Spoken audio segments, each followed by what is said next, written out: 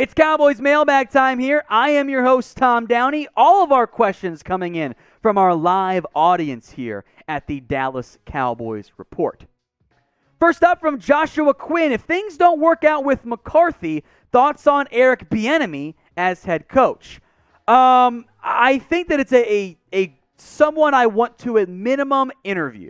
It's weird why Eric Bieniemy hasn't been hired yet. Makes me wonder if there's something background that popped up, or maybe the NFL knows something about Eric Bieniemy that us casuals do not. I'd also explore Lincoln Riley, who probably says no, but I'd at least call. I would explore Brian Daboll, especially. The tricky part here is this.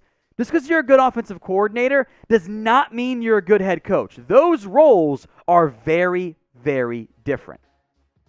From Will Marshall, do you think we see any 5 receiver sets from Kellen Moore? It gets all of the best players on the field, and Pollard in that formation would be nice also.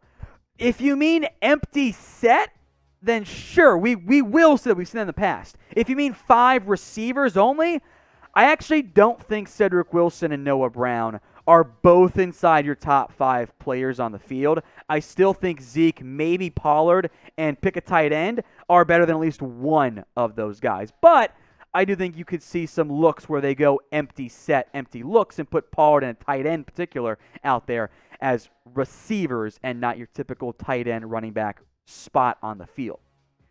From Joshua Quinn, if 2 teams are tied for the easiest schedule in the NFL and both go 0-17, who picks first? I don't think they would tie for easiest. There's further tiebreakers, but the odds of that happening are so minuscule anyway that I don't think it would actually happen in the end.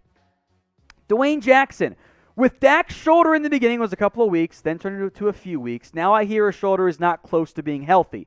Did the Cowboys mislead Dak's injury? What's the true injury status? I don't know where you heard not close to being healthy. If you're referring to like the might not be 100%, we've broken that down earlier. As I said at the beginning, when the Cowboys pushed 2 to 3 days, always take the over on that. That was never a realistic time frame, if only just to be cautious. I think what we have to do is identify the difference between preseason and regular season. Preseason stuff, you be super cautious. There's no reason to push it when a third of the NFL isn't even playing their starting quarterback anyway.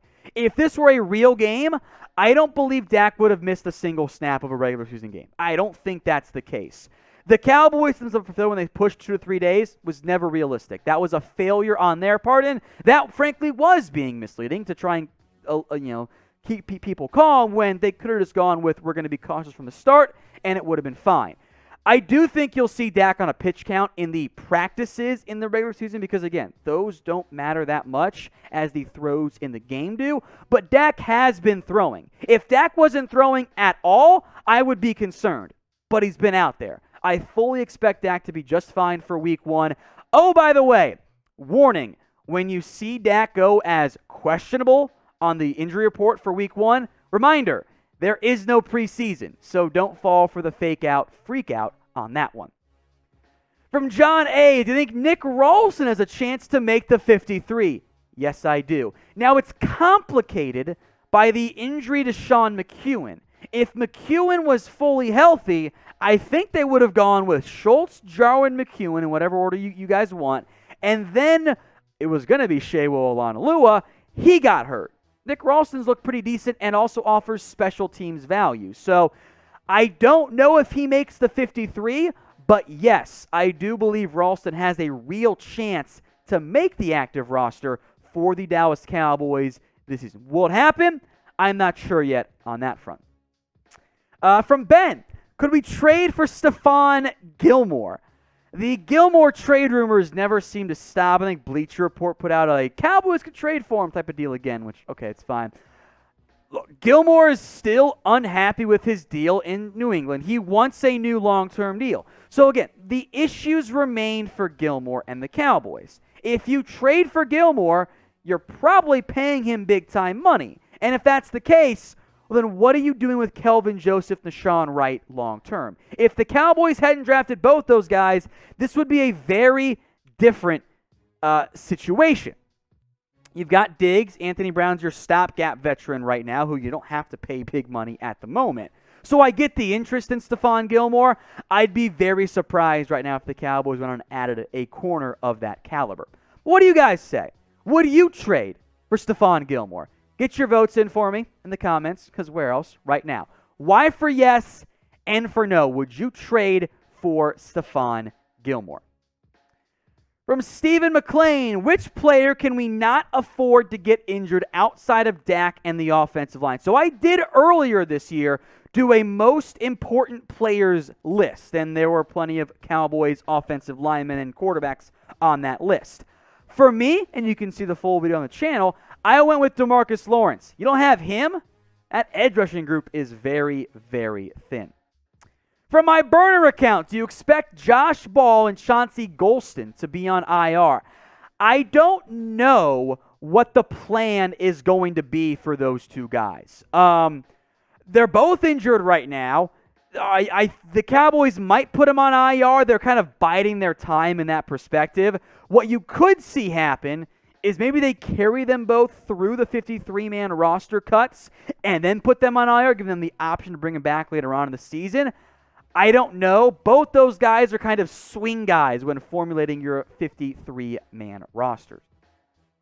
Now, if you're a gambling man like I am, or if you're a gambling woman out there, get a 125% deposit bonus when you go to chatsports.com/bet and use promo code Cowboys125. You can bet on pretty much everything you want, including the Week 3 preseason game. The Jags are a 3-point favorite. The Cowboys were the favorite against the Texans, and then DiNucci went full DiNucci, and that's never a very good thing.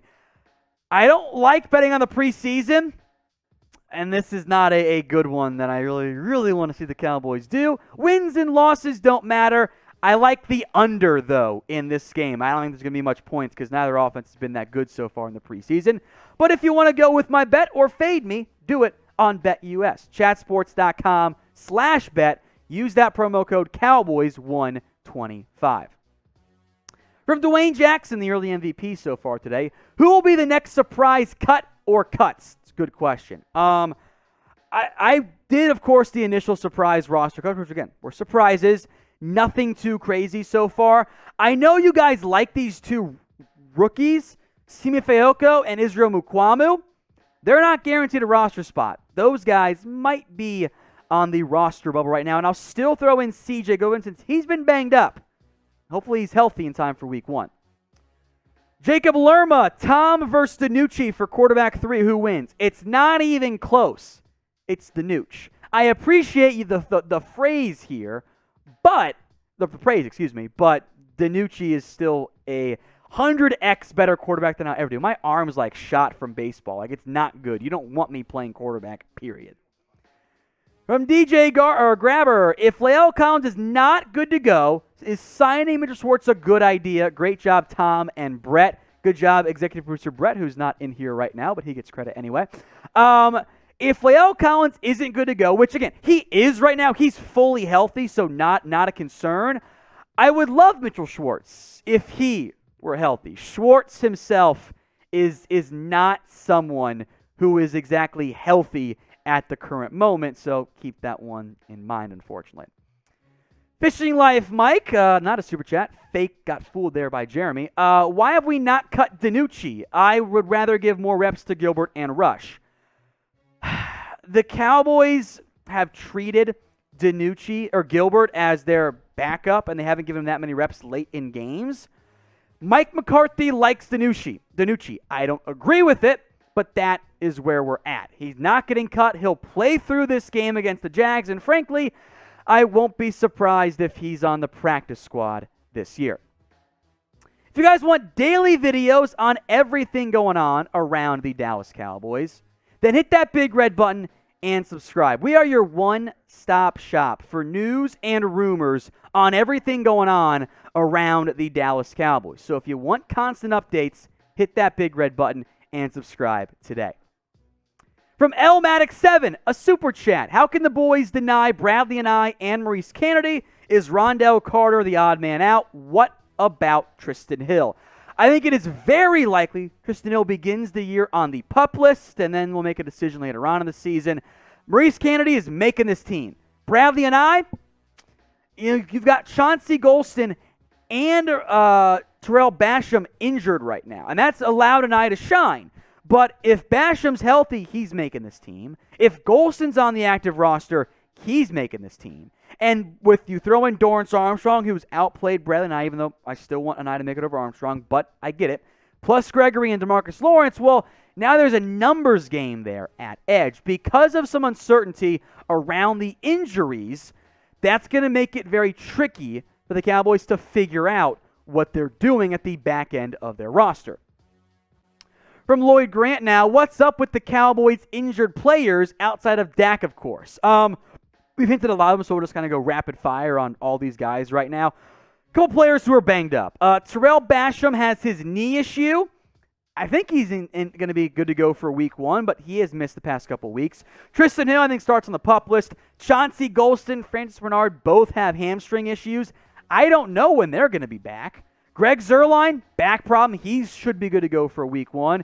CJ Goodwin, hamstring issue there. That's a bit of a red flag. Is he good to go for week 1? I think so. Malik Turner has a foot. He could be an IR stash candidate once we get to the final 53-man roster cuts. And Josh Ball, meanwhile, hasn't practiced in like 3 weeks. I have no idea what he brings to the table at this point. So a lot of these guys you just went through are borderline roster guys or borderline contributors. Now you got to figure out how you juggle that as it relates to cutting down your roster. Because if you put someone on IR now, their season's over. They got to make it through 1 day after the initial cut down date.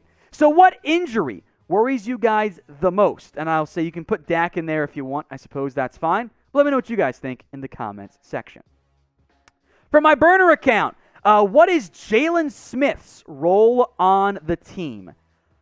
Backup linebacker. That's where we're at. Now, he might start in base packages and give himself a chance to make an impact in that capacity. But, look, I think that he's going to be a run stopper and not someone the Cowboys use very often in passing situations. From Mario, what impact could COVID have on the Cowboys players, if more fall into the COVID list protocol? Less of a concern right now.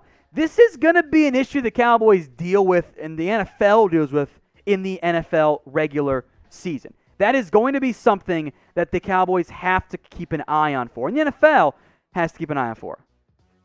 Like, that's going to be a big-time issue there. From RB Nightmare, again, not a super chat. Is there any quarterback that will become available that you would be interested in as a backup? If you want to carry a quarterback 3, someone like Joshua Dobbs intrigues me a little bit. But if you're looking for like a upgrade over Gilbert or even Rush, if you can get Gardner Minshew on the cheap, sure, I'd love that. But beyond that, I don't think it's a likely outcome for the Cowboys to find someone in that area. From Bossman Fat, Dorance Armstrong or Bradlee Anae? I like Bradlee Anae more. He's younger. I think there's more upside on top of that. I think the Cowboys, though, are going to pick Dorance Armstrong over Bradlee Anae. Whether or not I agree with that isn't necessarily up to me.